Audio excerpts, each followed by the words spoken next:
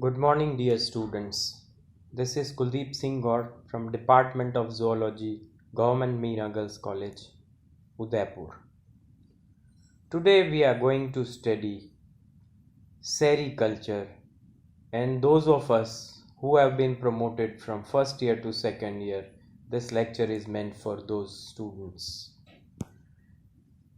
Now, what is sericulture?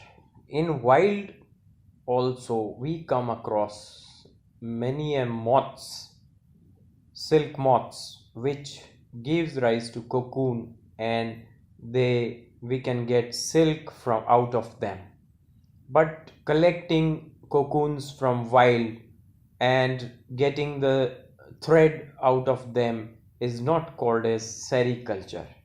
In fact, sericulture is production of silk from silkworm by rearing practice on commercial scale is called as sericulture. Sericulture is rearing of silkworm for production of raw silk.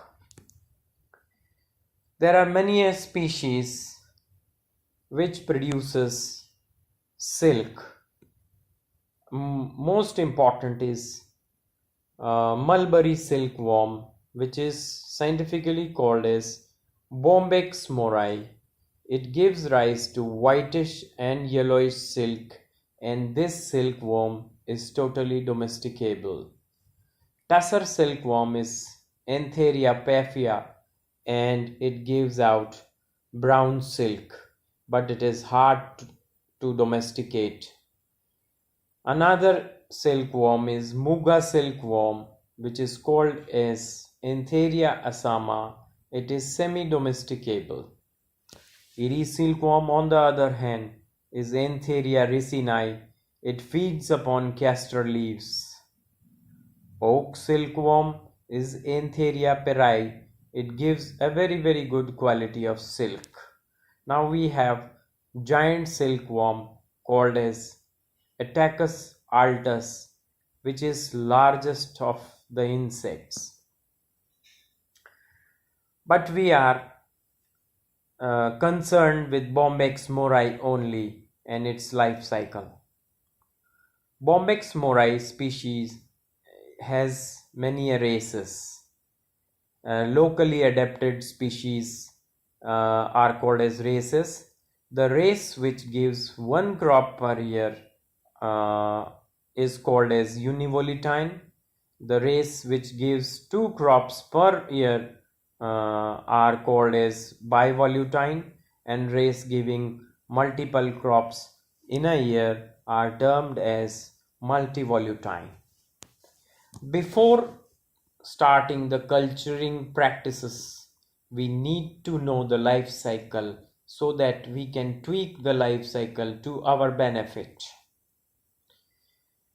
This is the life cycle showcased in this slide, that the adult male and female, they copulate, they mate for hours, and when the females get fertilized, it lays around 400 to 500 eggs, particularly underneath the leaf in form of bunches. After laying eggs, the adults, they probably get died. Eggs are around 400 to 500 in number. The eggs, when they hatches out, the larvae is called as first instar larvae. The first instar larvae undergoes the process of molting and gets converted to second instar larva. Second instar larva after some time again molts to give third instar larva. Thereafter 4 instar larva, and finally 5th instar larva, which grows in size in about 10 days and assumes the morph of caterpillar.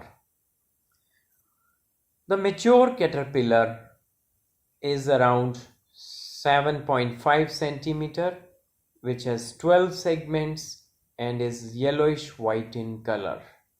The main problem with this stage is it's a voracious feeder, and if it is not fed with some tender leaves, the crop of silk which we ultimately get is very, very poor and great economic losses are incurred. This caterpillar arises by four moltings, as I have said now. This mature caterpillar uh, gets converted, the first instar larva gets converted into this mature caterpillar in about 21 to 25 days. After maturing, this full grown caterpillar develops salivary glands. It stops feeding then and undergoes pupation. Pupation is the process of covering its own body into a bed in which bed of silk in which pupa gets laid. Pupa stage arises when caterpillar stops feeding. It secretes a sticky fluid through silk gland, which is a modified salivary gland. Fluid comes out through spinneret, which is a pore on the hypopharynx of this caterpillar. The silk, when secreted, is in a fluidic form and of fine thread like. It hardens when it gets exposed to air, and the caterpillar continuously rotates its head, and ultimately in 3-4 days the entire caterpillar get embedded or encased in cocoon. Inside the cocoon the animal is called as pupa. Our main concern is cocoon, which is bed of pupa made up of thread, silk thread around 1000 to 1200 meters, wound in a concentric way by constant motion of its head. Now around 2500 cocoons gives you 1 pound of silk. When the pupa matures, imago emerges. This pupal stage is also called as chrysalis. Silkworm within cocoon secretes alkaline fluid, and this alkaline fluid moistens the ends, and the pupa or the immature adult which is laid in pupa gets emerged out.